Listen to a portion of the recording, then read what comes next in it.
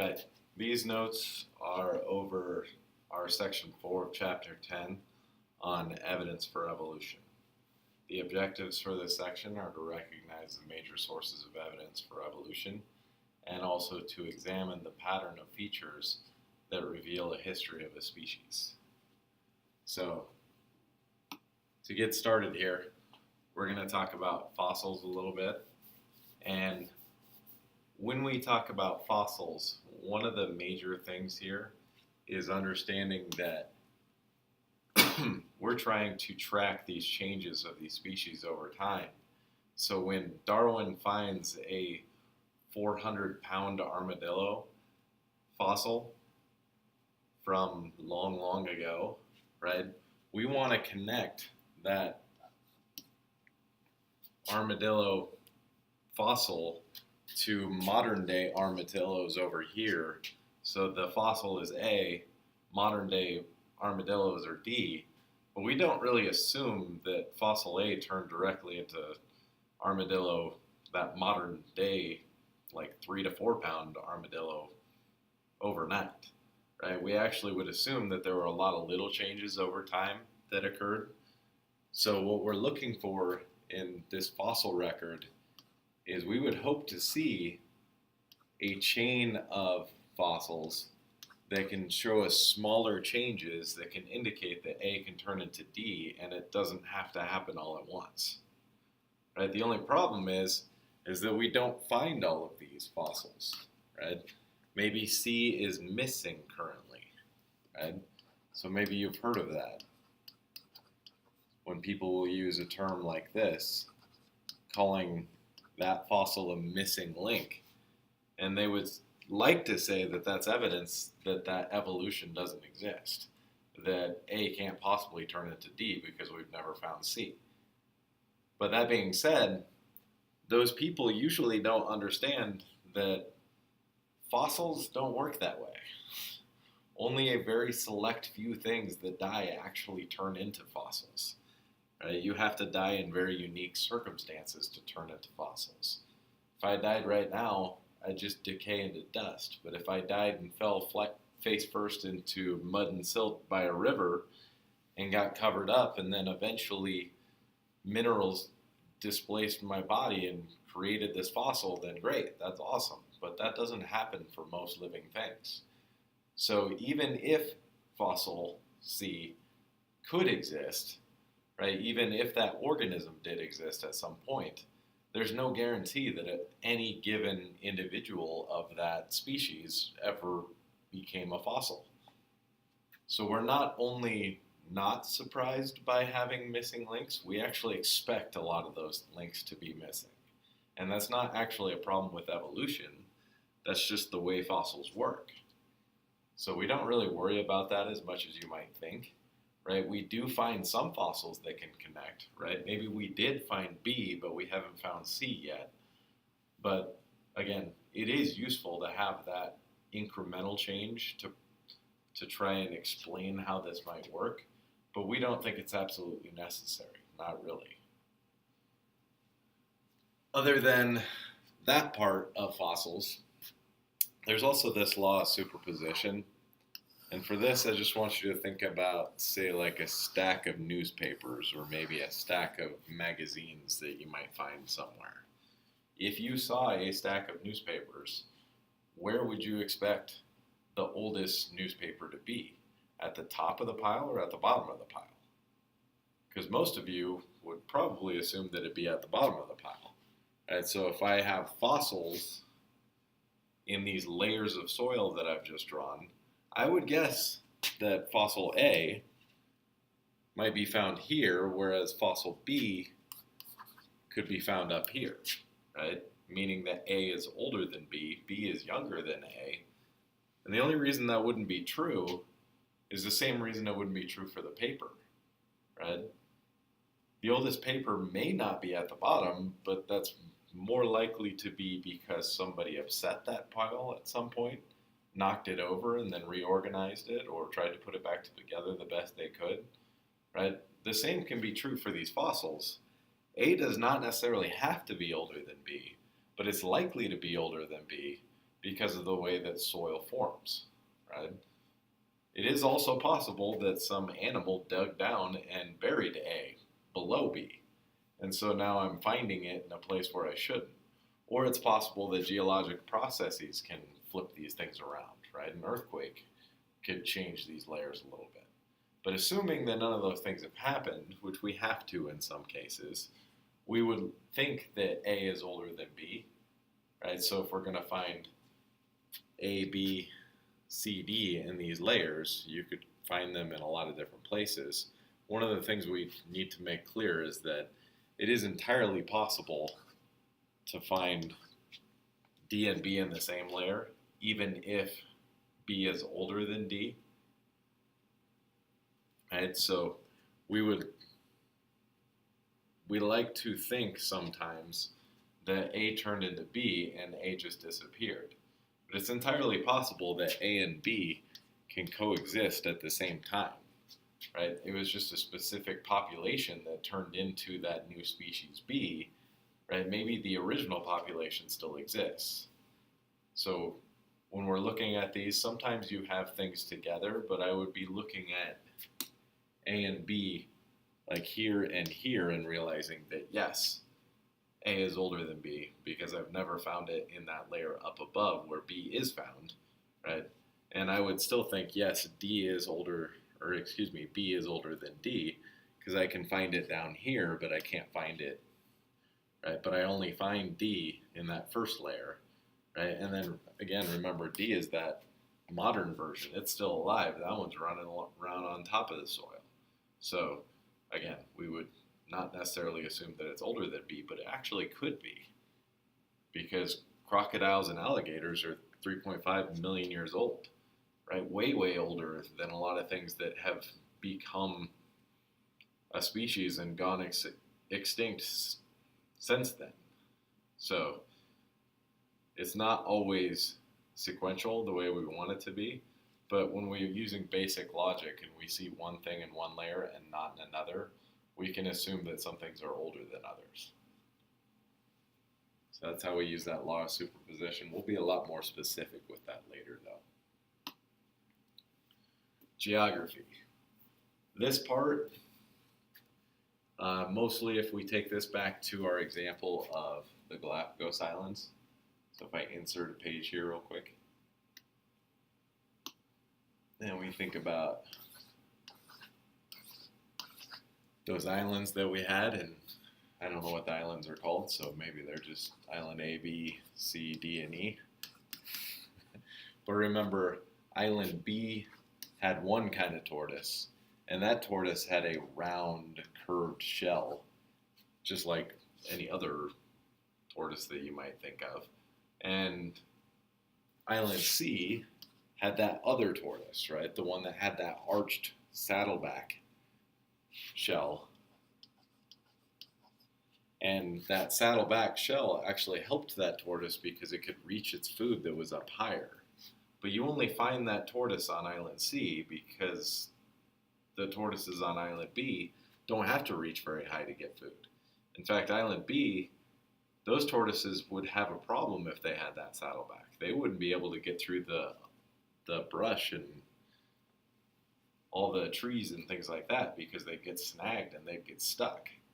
So one shell's good in one place, not in the other, and you don't find one saddleback tortoises on island B, nor do you find those round shells on C because they just don't work that way. But it's not because any tortoise that's born with a rounded shell on island C swims over to island B, because remember, tortoises can't swim. They can't go from one island to the other. So they're born with whatever works on that island, or they don't survive. So over time, you end up not having any more round shells on island C because it's just not worth it, right? It's not good for that tortoise. Whereas you don't see any of the saddlebacks on island B because it doesn't work there. So again, when we see these populations of the same species in different places with different traits, that means that evolution is occurring. They are evolving and changing to that environment, that unique environment that they exist on. So remember, when we're talking about geography as evidence, right, one of those keys is going to be isolation, right? If the tortoises could swim from one island to the other, then we're not actually seeing any evolution. We're just seeing them migrate to a different place because that's where it was useful for them to be, right?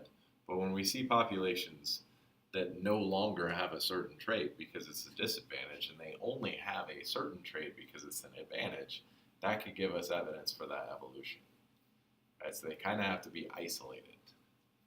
But again, if we go back to the Galapagos, we also had birds on those different islands. We had finches on those different islands that were becoming different. And the finches weren't isolated. They're not stuck on one island. They could fly to another, but they do actually stay isolated, but not for the same reason. Not because they can't go somewhere else, but because if they were born on Island D, where there were those nuts with hard shells that they needed to eat with that thick beak that could break through those shells, right? They don't go to any other island because they're not going to leave their food, right? They do become isolated, but it's more of a behavioral choice, right? They stay where their food is, so they don't end up mating with birds from Island B that have a different kind of beak. So they do become isolated, but not necessarily by a physical boundary. So it can be kind of different in that context. But just in general, this biogeography, we're talking about the study of distribution of organisms around the world, right? So this can be worldwide too. Remember, there are tortoises other places in the world aside from the Galapagos, right? And we talked about that. How did that tortoise get there to begin with, right? That's an issue for us to discuss. But when we look worldwide traits, sometimes it could be something like, say if I have my generic Earth here, and I have the New World over here that would include the Americas, correct? And then I have the Old World over here, including, Europe, Asia, and Africa most specifically, because in this case I'd be talking about New World, Old World monkeys. Right? Remember, there are monkeys found in the rainforest in the New World, and there are monkeys found in Africa in the Old World, and they have different traits too. New World monkeys have a special prehensile tail that allows them to grab onto a tree limb with their tail and hang from it, right? Whereas the Old World monkeys don't have that trait. But the reason why they don't have that trait is because they don't live in trees. They live in the savanna on the ground, right? In a grassland similar to what we have, maybe a little hotter. Right? So they're always running around on the ground, not climbing around in trees. They don't need a prehensile tail. In fact, a lot of Old World monkeys don't have long tails even. So when you look at different organisms around the world, a lot of times you can see evidence of evolution, right? They should be related, right? They have a lot of things in common, but they do have these differences that are obvious and they're suited to those environments that they're in. Otherwise, embryology also gives us some good evidence for evolution. This is a little weirder, but you just have to bear with me for a second. I know you guys maybe don't know a ton about crabs and barnacles, but crabs, again, you probably know about those. They crawl around, they got the little pincers and everything else. They're moving, though, from place to place. Barnacles specifically are a crustacean like a crab, but they attach themselves to a rock or maybe a ship or something like that in the ocean, and they just use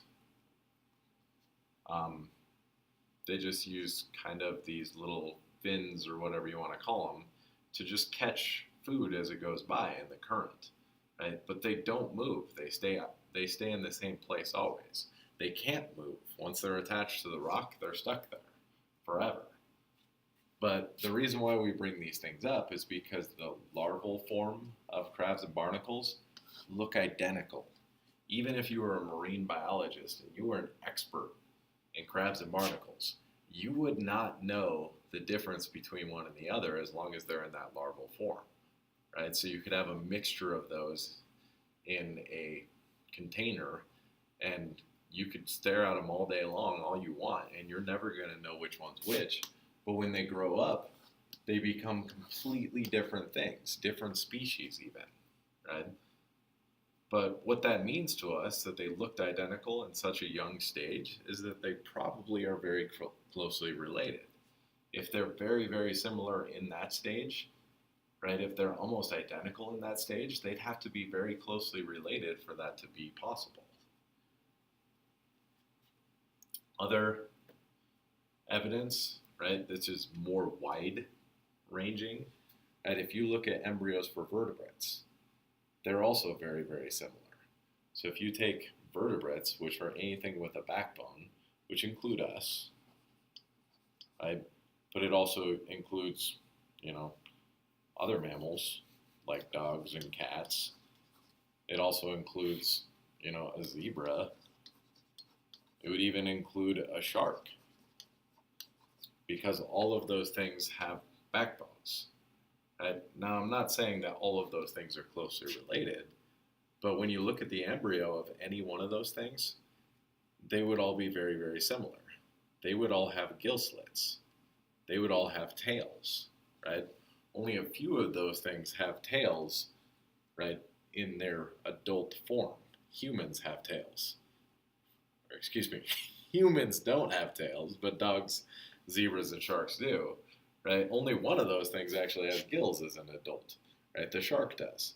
But when we look at these embryos, right, and again, they're really, really similar, that means that all of those things are probably related, even if distantly related.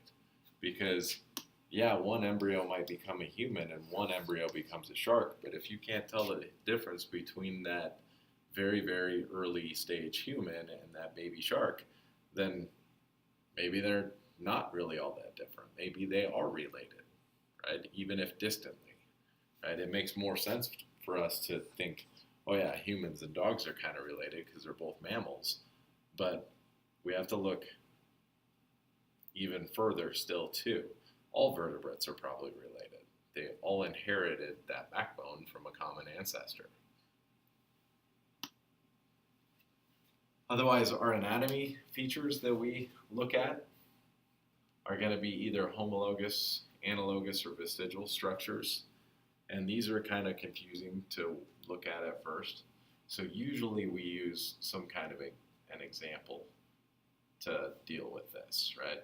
I'm going to put a question on your quiz and on your test that has to do with homologous, analogous, vestigial, right?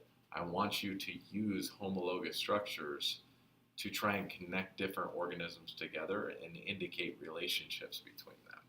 Just like we just indicated a relationship between sharks and humans just because they had a backbone in common, right? So homologous structures are similar structures in different organisms that may have different functions, right? Which can be kind of confusing at first. What is it talking about different functions? Right?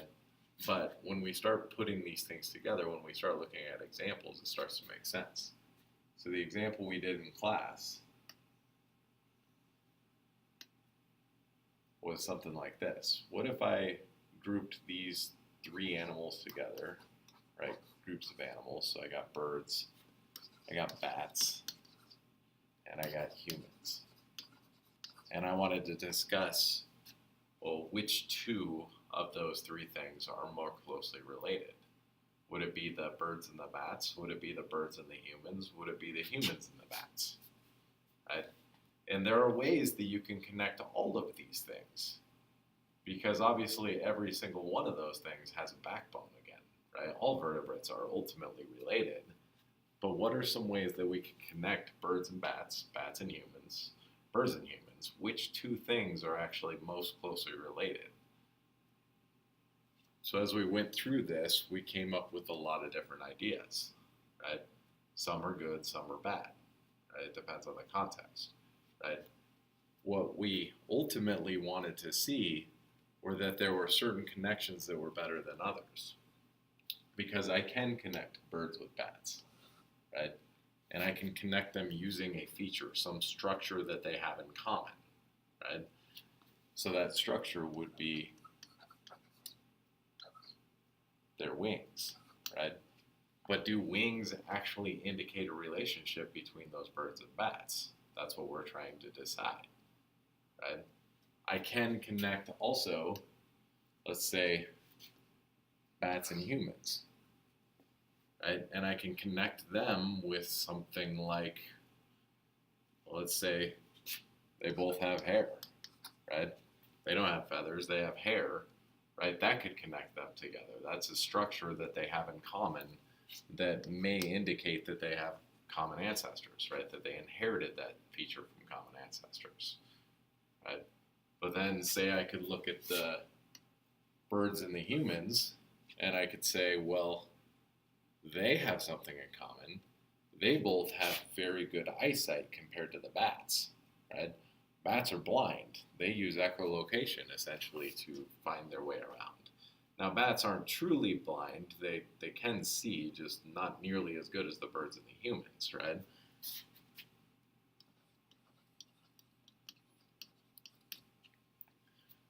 So that's when I start running into problems, right? Can I really use that eyesight in this context? And I forgot an E in there. Because eyesight's not a feature. That's just an ability, right? The feature itself would be the actual eyeball, right? But if you looked at that, then all three things have eyeballs. They just don't all use them the same way, right? So does that really mean that birds and humans are more closely related than, birds and bats or humans and bats?